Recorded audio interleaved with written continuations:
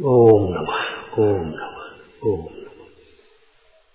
नमो अरहंतारं नमो सिद्धारं नमो वारियारं नमो अध्यायारं नमो लोये सवसाहूरं शुद्धात्मान मनेकान्तं साधुमुत्तम मंगलम वंदे संदष्टि सिद्ध्यर्थम संदष्ट्यर्थ प्रकाशकम मंगलम भगवान वीरो मंगलम गौतम गणे मंगलम कुंद कुंदाज्यो जैन धर्मोस्तु मंगलम सर्वमंगल मांगल्यम सर्वकल्याणकारकम प्रधानम सर्वधर्माणां जैनम जयतु शासनम ये जाया जानिक एकम कलंक दहे नित्य निरंजन नान मैत्र परम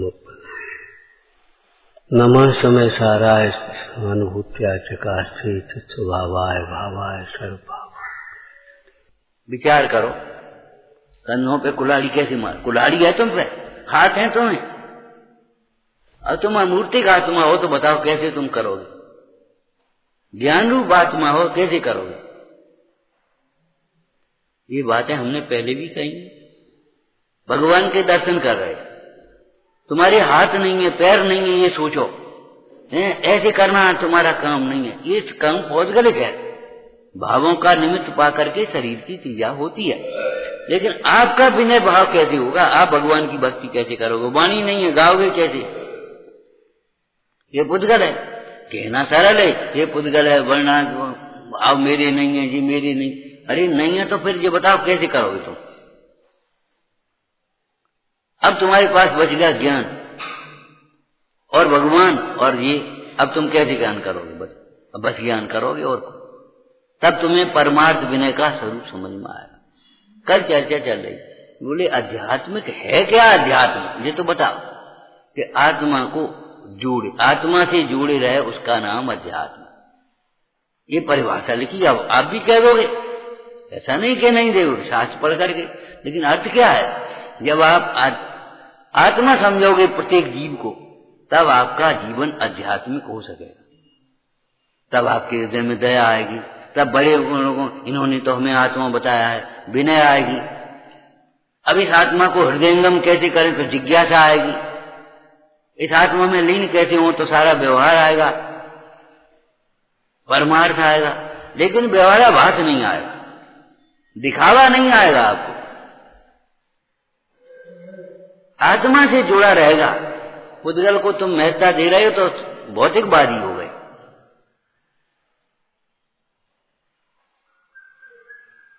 हमारा विकास इस बात में नहीं है कि हमारी बिल्डिंगें कितनी बन गई,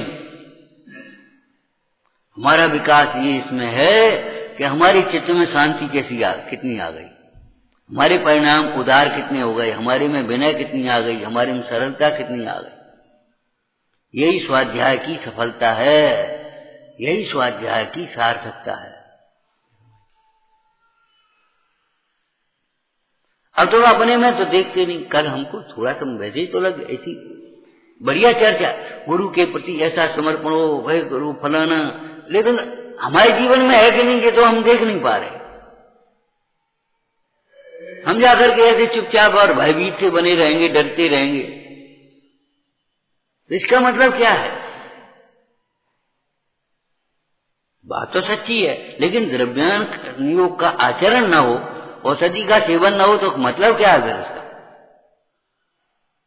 ऐसा उपदेश स्वयं को दो अकेले में बैठ करके, और ये तो हम में नहीं है, ये हम में है, ये कैसे बढ़े, ये किस प्रकार से हो, उसका उपाय सोचो। तुम अलग सोचोगे, भी अलग सोचेंगे, हमारा तुम अपने अलग ठाड़े के हमारे का हमका हम कछू जी आ गए तो तुम उठ के चल दिए, भैया अभी थक गए हैं, अभी नहीं, अब आप क्या हो गए? नहीं कह सकती, आप नहीं कह सकती, आप नहीं कह सकती, बस हम कहें। ये जो बिना बुद्धि का व्यवहार है, भोलेपन का, वो बहुत बेकार है। राइट, वो हमारी बात हो गई, सांस नहीं ले पाई, थक के बैठ नहीं पाए, हमारी बात हो गई, बस खत्म हो गया। मन सूचना सी देते रहते हर समय 24 घंटे, हर बात की सूचना देंगे, वो हमारी बात हो गई। अरे कौन से हो गई, क्या हो गई, क्या लेना देना, जब तुमसे कही तो हमको इतना विश्वास आना चाहिए कि काम हो जाएगा, हमें क्या लेना देना। और फिर अधूरी क्यों बोलती है? फिर अब तुम बोलो क्या बात हो गई? अरे बात हो गई अभी नहीं आ रहे, बात हो गई अब कल आ रहे, बात हो गई फलानी तारीख। माने अधूरी बात करेंगे और जबरन बुलवाएंगे, थकाएंगे और भाग जाएंगे, तो आप फिर आ जाएंगे। इतना माने बेकार व्यवहार है, सीखना नहीं चाहते, बुद्धि नहीं है ऐसा मत समझो।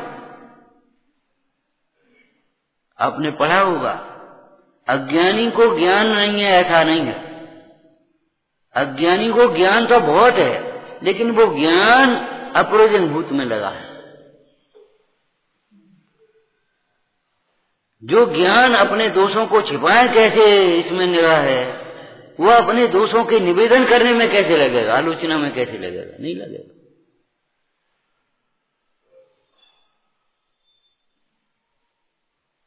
बड़ा सरल काम होता है सच बोलना। सच बोलना बहुत सरल काम है। अहिंसा का पालन बहुत सरल काम है। हिंसा, झूठ, चोरी, कुशील, परिग्रह ये पाप कठिन है, धर्म थोड़ी कठिन है। लेकिन हमारी आदत ऐसी पड़ गई है, उसके कारण सत्य तो हमें कड़वा लगता है। बोले देखो सत्य कड़वा होता है, हम बैठे तो हमने कहा कौन ने कह दिया तुमसे सत्य कड़वा होता है? वो किताब में लिखा था।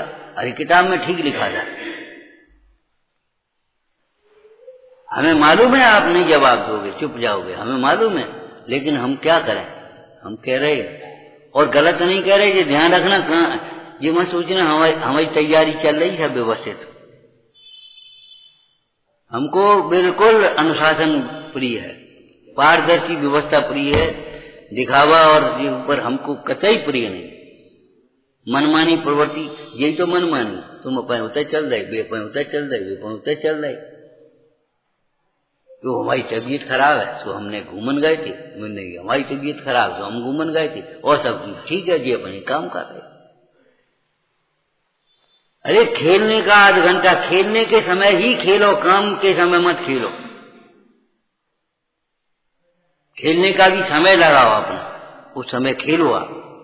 हमारे खेल ये भी लिखो, हमारा मनोरंजन संस्कृति में, हमारे मनोरंजन मन को प्रसन्न करने के लिए पहले भगवान की भक्ति करते थे, झांझ मंजीरा बनाते थे, नृत्य करते थे, पूरे व्यायाम हो जाते थे। और आप टीवी में आंखें गड़ा रहे, जरा सा बच्चा वो मोबाइल पकड़े और वो कंप्यूटर में आंखें गड़ा, आंखें खराब हो रही, बुद्धि खराब हो रही, और ये शरीर मस्तिष्क के रोग हो रहे।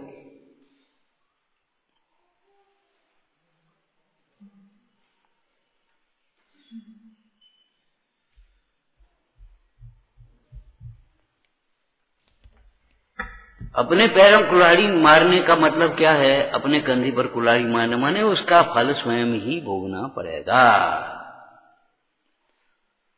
दूसरा जले चाहे नहीं जले, वो काड़ी तो पहले जल ही गई, वो ईंधन में जले चाहे नहीं जले, लेकिन काड़ी तो जल जाएगी। आपका जीवन तो बिगड़ ही जाएगा, दूसरे का क्या होगा ये मत सोचो।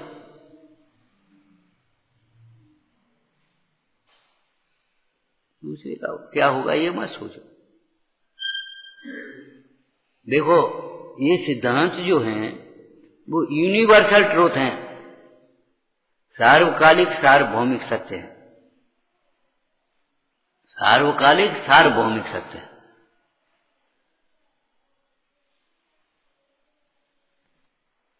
क्या मतलब है? आप यहां से कहीं चले भी जाओगे तो भी कुछ नहीं होगा, वहां भी वही है। अग्नि सब जगह उष्ण होती है, पानी सब जगह शीतल होता है, मिश्री सब जगह मीठी होती है, नमक सब जगह खारी होता है।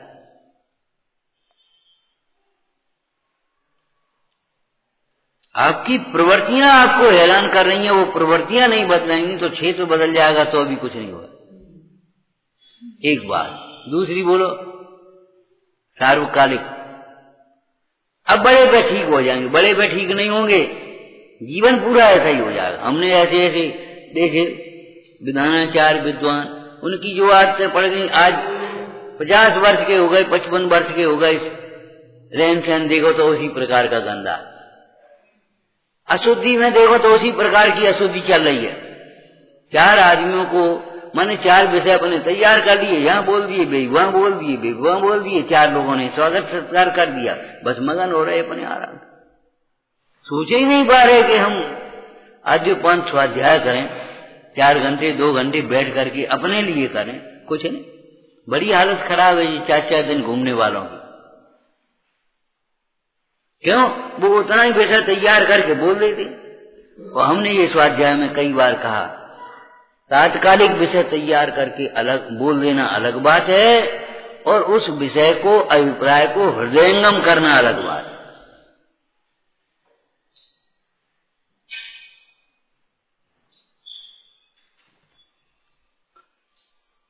हृदयंगम करना वो हमारे जीवन में आ जाए, इसका आचरण कैसे हो। अब भाई क्या करें, लिखा तो है सब जीवन पद दर्शन में, लेकिन आप जाने कैसे पढ़ते हो, वही समझ में नहीं आती। पढ़ने की प्रक्रिया में भूल होगी आपकी, अगर जीवन में नहीं आती तो प्रक्रिया में भूल होगी। वो अद्धा पढ़ा गुरुजी के पास और भगा, उसने सोचा हम भी अपने काम खुद करेंगे, तो नींबू डालने की बात थी, तो जैसे उसने चाकू लिया, नींबू की टुकड़ा की, नींबू का रस मिला दिया। अब वो बना ही नहीं वो जो कुछ बनाना चाहता था। अब जब 2-4 बार नहीं बना, नुकसान हुआ, बिगड़ा, तब फिर गुरुजी के पांव पकड़े, महाराज बोले कैसे बना रहे, बताओ, बना मेरे सामने बना। जब सामने बनाने लगा तो उसने जो बना बनू करके नींबू डालने के लिए चक्कू एक दिया, यहाँ पर क्या करता है, यही ठीक है, पत्थर से बोलो इसमें लोहा लग गया, नहीं बनेगा। बस इतनी सी बात थी। वो बर्तन पकाए और बस झट से चटक दिया। गुरुजी के पास गए, क्यों? अरे इसे कपड़े से पहुंचो, फूंक मत मारो, देखो खत्म हो गई।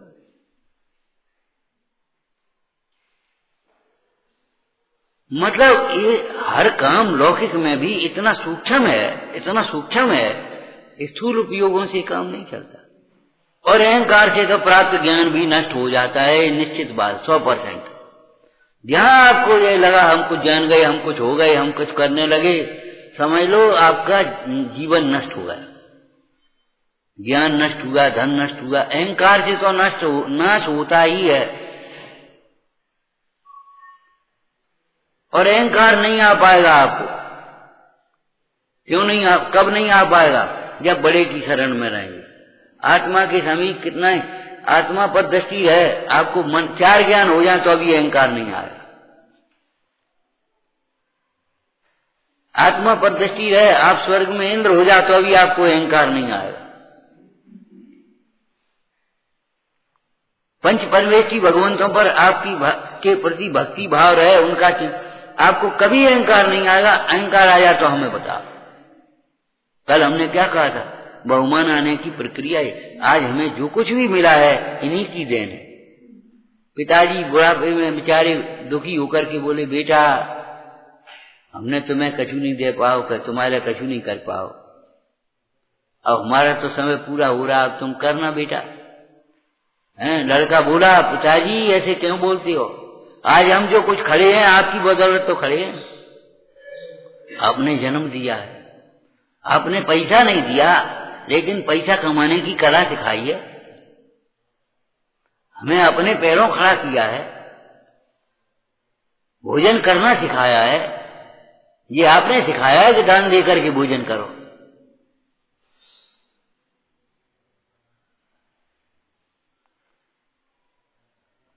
रहा पड़ोसी भूखा बैठा, तूने रोटी खाई क्या? क्यों बिना रोटी खा ली? हमें नहीं मालूम, बताओ जी तुम्हारे हाल है डर रहे हैं।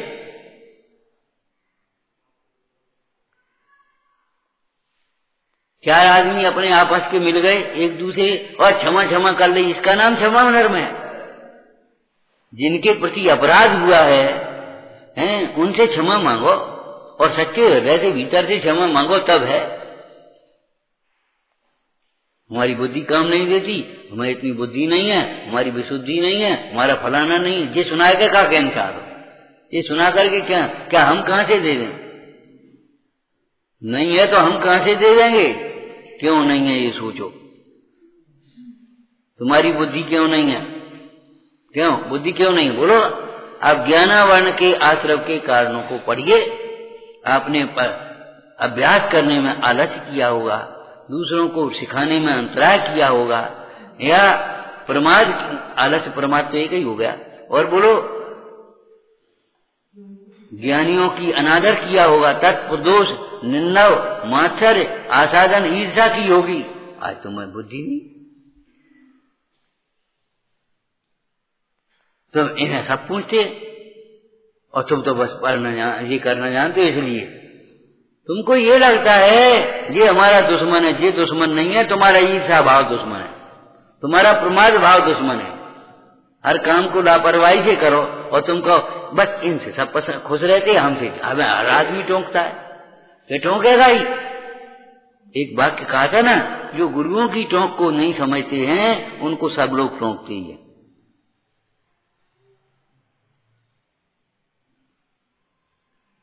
हम नहीं कहेंगे उससे क्या होगा। लक्ष्मण तलवार लेकर निकाल करके एकदम उत्तेजित हो गए। कौन कहता है सीता माता के समय संबंध में ऐसा?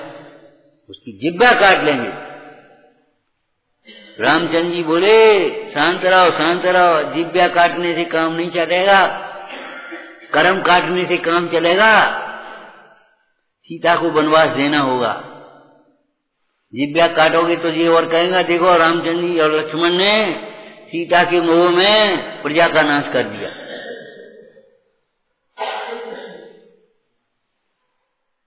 जिब्या काट लोगे, जिब्या। अभी यार तुम एक मुंह बंद कर देंगे, तुम्हारा मुंह बंद कर देंगे। कौन कौन को मुंह बंद करोगे ये बताओ?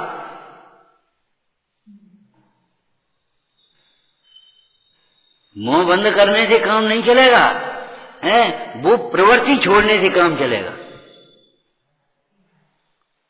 एक कमर कस के तैयार हो जाओ, कोई भी काम में लापरवाही नहीं करेंगे, हम जिम्मेदारी से काम करेंगे।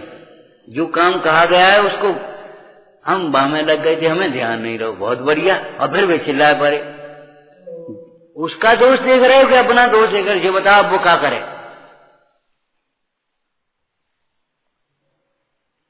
शाम का समय, भोजन का समय, सबको भोजन करना है, रात होनी है, और तुमने कही हमें ध्यान नहीं रहो। अब जो बता वो क्या करे? वो सामने वाले बैठे भी क्या करेंगे? बात है हमें क्या मतलब? हम मैं खाए और रात धोए, जी को खत्म हो गई बात। दूसरे का दोष जो देखते हैं उनको अपना दोष दिखता ही नहीं है, और अपना दोष नहीं दिखता तो कभी कल्याण नहीं होता। अपने कंधों कुल्हाड़ी मत मार, है ना, उसका फल भोगना पड़ेगा। लाइन सुनाई थी तुम्हें? फल चाखन की बार भरे द्रग, मरे मूरख रोय अज्ञानी, पाप धतूरा नभो। वो खेत नहीं है, वो धतूरा नहीं है, पाप रूपी धतूरा। तू पाप के परिणाम मत कर। अब तुमको तो मालूम ही नहीं पाप है क्या, जो पाप है।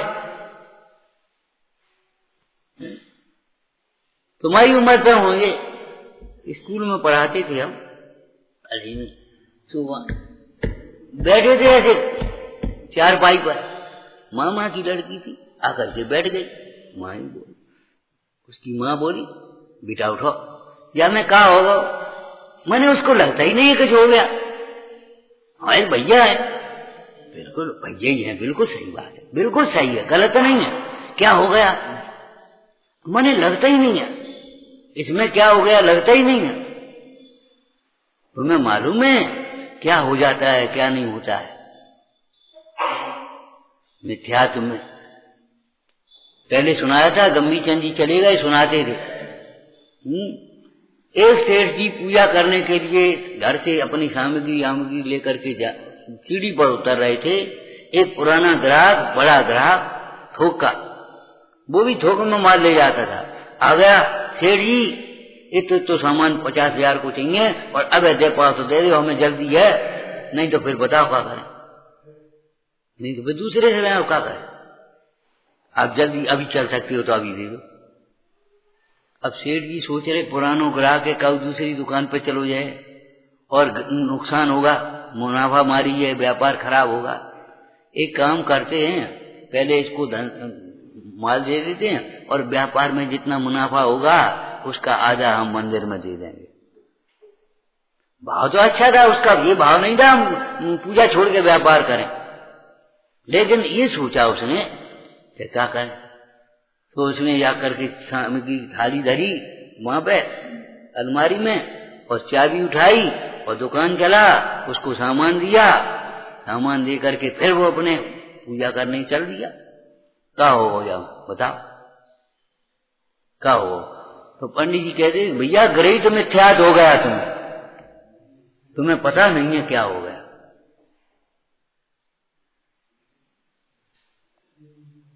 अवज्ञा हो गई, हिंसा हो गई, झूठ हो गया, चोरी हो गई, परिग्रह हो गया, क्या होगा हमें पता ही नहीं क्या होगा।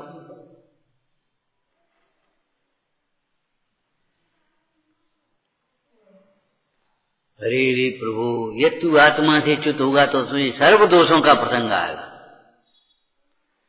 ये साधारण ग्रंथ नहीं है, नहीं स्कूल के कोर्स नहीं है, ये मोक्ष मार्ग के ग्रंथ हैं, स्वानुभवी संतों का अमृत है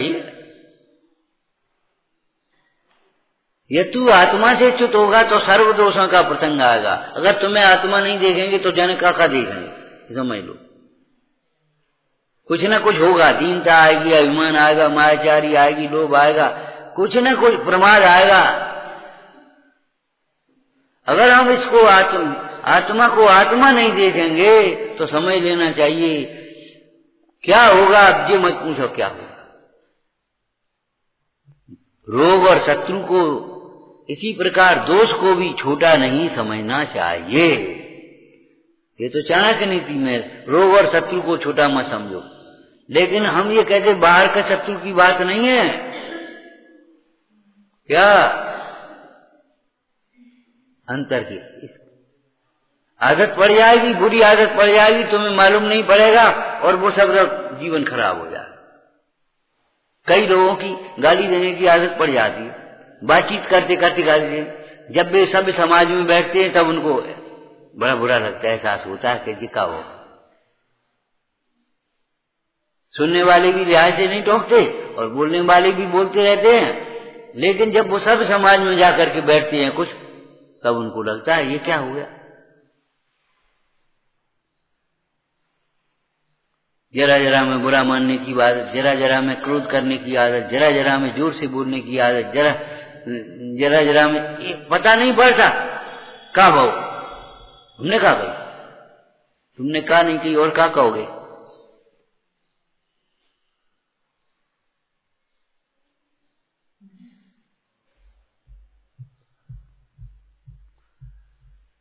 अपने जीवन को क्या ऐसे ढालो, ढाले तो तब पत्थर को ढाले के बता दे कोई। अरे पिघला लोहा होगा उसी को ढाल सकेंगे, पिघली धातु होगी उसी को ढाल सकेंगे, गीली मट्टी होगी उसी को ढाल सकेंगे। जब तुम विनयवान होगे तब तुम्हें ढाल पाएंगे, जब तुम सरल चित्त होगे तब ढाल पाएंगे। ढाले कैसे? डरने के लिए भी तैयार हो जा, कमर कस के। वो तरासेगा, वो काटेगा, छांटेगा, सब कष्ट सहने के लिए तैयार हो जा। ताड़ना करेगा, सहने के लिए तैयार हो जा। बस तुमने गा दिया, हमने सुन लिया, चाहे जैसे डालो। हमारा समर्पण है, सर्वस्व समर्पण है, और समर्पण कुछ पता ही नहीं है, हमें आता ही नहीं। जिंदगी भर अनजान बने रहना अपराध है। ज्ञान नहीं होना अपराध कम है, छोटा अपराध है, लेकिन ज्ञान की जिज्ञासा नहीं होना ये बड़ा अपराध है। गरज नहीं होना, सीखने के लिए तैयारी नहीं होना, गलती होना ये तो गलती है ही, लेकिन गलती को स्वीकार नहीं करना ये महागलती है। इसमें गलत क्या है? गलत क्या है, सही क्या है ये तो बता दे पहले। ऐसा ही शास्त्र में लिखा है कि नहीं, तो फिर गलत है कि नहीं?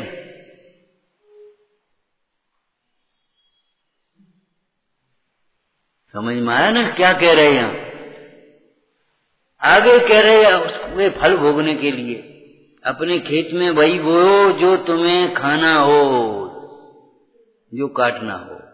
अपने चौके में वही बनाओ जो तुम्हें खाना हो, नहीं तो तुम्हें ही खाने पड़े, वो तुम्हें खाना पड़ेगा। आज नहीं कल तुम्हें खाना पड़ेगा। वही बोलो जो सुनना पसंद हो तुम्हें, दूसरों के साथ वही व्यवहार करो जो अपने साथ पसंद है। ये तुमने बात तो बोल दिया लेकिन उसका अर्थ कुछ नहीं किया। वैसे ही देखो जैसे तुम्हें देखना पसंद हो। हम तुम्हें ऐसे देख रहे, तुम्हें अच्छो लग रहा हो?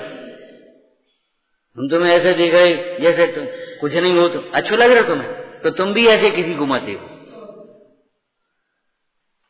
हम तुम्हें खोटी निगाह से देखें कब जाओगे? वासना की दृष्टि से देखेंगे तो कब जाओगे कि नहीं कब जाओगे? तो तुम भी किसी को मत देखो। उसके अर्थ किया करो, अर्थ किया करो। सूत्र हैं ये शास्त्र के। वही बोलो जो आपको सुनना पसंद हो। जो आप बोलोगे वैसा ही सुनने को फिर तुम्हें मिलेगा। तुम अपने पिताजी को जवाब दोगे, तुम्हारे बेटे तुम्हें जवाब देंगे। तुम अपने गुरु को जवाब दोगे, तुम्हारे शिष्य कहे जाने वाले को शिष्य तुम्हें जवाब देंगे। तब तक ये परंपरा चलेगी तब जब तक तपस्या से उसको नष्ट नहीं करोगे। कर्म की परंपरा कब तक चलती है? जब तक तपस्या से उसे नष्ट नहीं किया यार। तप कर जो कर्म छिपावे, बस खत्म हो गई, अब खत्म हो गई। लेकिन नहीं तो परंपरा चलती रहेगी, चलती रहेगी, चलती रहेगी। तुम उसे मारोगे वो तुम्हें मारेगा, वो तुम उसे मारोगे वो तुम्हें मारेगा, वो उसे मारोगे तुम उसे बस चलता रहेगा ये बैर। बैर की परंपरा तब तक चलेगी जब तक क्षमा नहीं किया जाए। मान की परंपरा तब तक चलेगी जब तक कि आपके अंदर में विनय गुण प्रकट नहीं होगा। मायाचारी की परंपरा तब तक चलेगी जब तक कि आपको सरलता नहीं आए।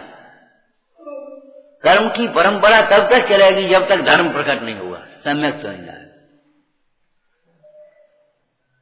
बोलने से पहले ये सोचना चाहिए ऐसा हमसे बोला जा रहा है, अब हमें कैसे लगेगा?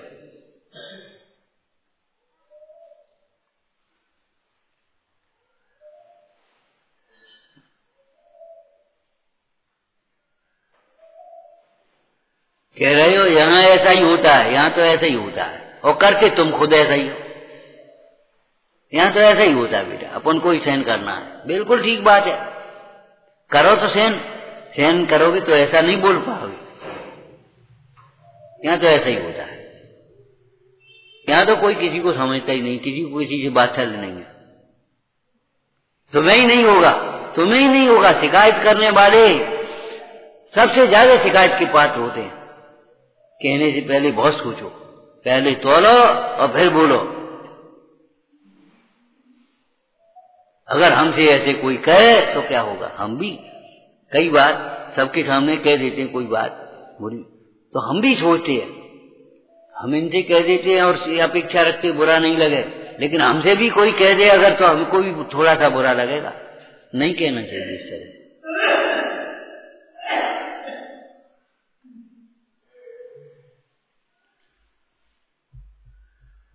माने बिल्कुल आप अपने जीवन को ये समझ बिल्कुल नंगे हो जाओ। वो दुर्योधन ने ऐसी लंगोटी पहनी, सो वही रह गई कमजोर उन महाभारत की कथा से। अपने यहाँ नहीं है ये। गांधारी ने कहा ठीक है ऐसा तेरी बच हो जाएगा, तू मेरे सामने आ जा नंगे होकर। है अब हम इतने बड़े माँ के सामने नंगे होंगे? तो वो चड्डी पहन, बस उतनी रहेगी। भीम ने वहीं गदा दी, वहीं टूट गई।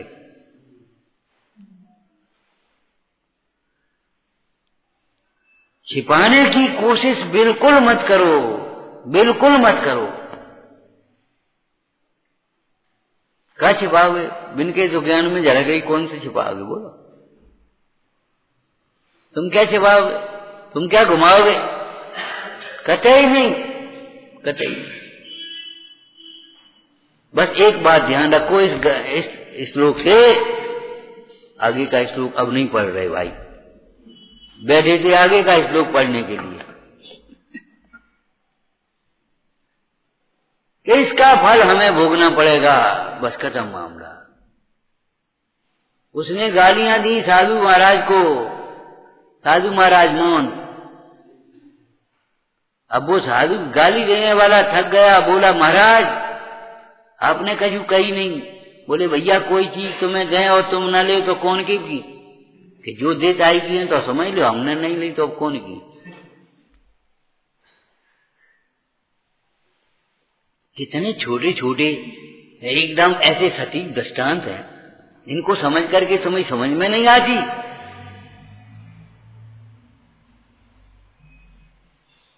जैसे बोलोगे वैसे ही सुनने को मिलेगा। जैसे अपमान करोगे तो अपमान मिलेगा, सम्मान करोगे तो सम्मान मिलेगा। जैसे करोगे वैसे ही मिलेगा। क्यों? एक द्रव्य में दूसरे द्रव्य का संप्रदान नहीं होता। एक द्रव्य के द्वारा दूसरे द्रव्य का कुछ भी न किया जाता है। आगे बोलो संप्रदान का अर्थ। और न एक द्रव्य के द्वारा दूसरे द्रव्य को कुछ भी दिया जाता है। किया जाना कर्ता और दिया जाना संप्रदान। आप देना चाहो तो नहीं दे पाओगे, उसको उसकी विनय के अनुसार मिलेगा, उसके उदय के अनुसार मिलेगा। आप देना चाहो तो बिल्कुल नहीं मिलेगा। ये सिद्धांत समझ ले, झगड़े खत्म हो जाएं। कभी कभी माता पिता, या माता हो या पिता हो या दोनों हैं, एक लड़के को ज्यादा चाहते, एक को कम। बता भाई तो फिर नहीं देंगे, भाई उन्हें चाहते। अरे उसका पुण्य है, ईर्ष्या मत करो और उससे सीखो। उसको क्यों चाहते, तुम्हें क्यों नहीं चाहते? जब तुम देखोगे तो तुम्हें तुम्हारी कमी समझ में आएगी और तब तुम्हें भी चाहने लगेंगे। ध्यान रखना, कोई मां अपने बेटे को बराबर नहीं दे सकती। मां अपने बेटे को बराबर नहीं दे सकती। देने वाली हो तो दे, उसका उदय है, उसका फल सही होगा, उसके उदय संसार मिलेगा। तो हम क्या करें?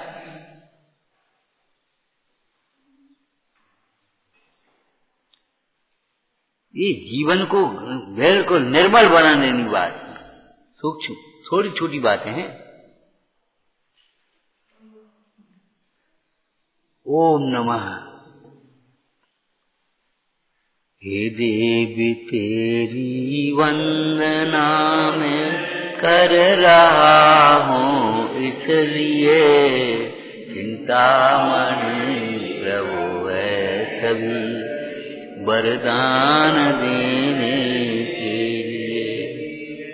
परिणाम शोध समाधि मुझ में बोधि का संचार हो प्राप्त स्वात्मा की तथा शिवशोक्ति भवपा। अपनी शक्ति को, अपनी बुद्धि को छिपाना नहीं। जिस विषय पर जो लिख सके लिखना शुरू कर दो।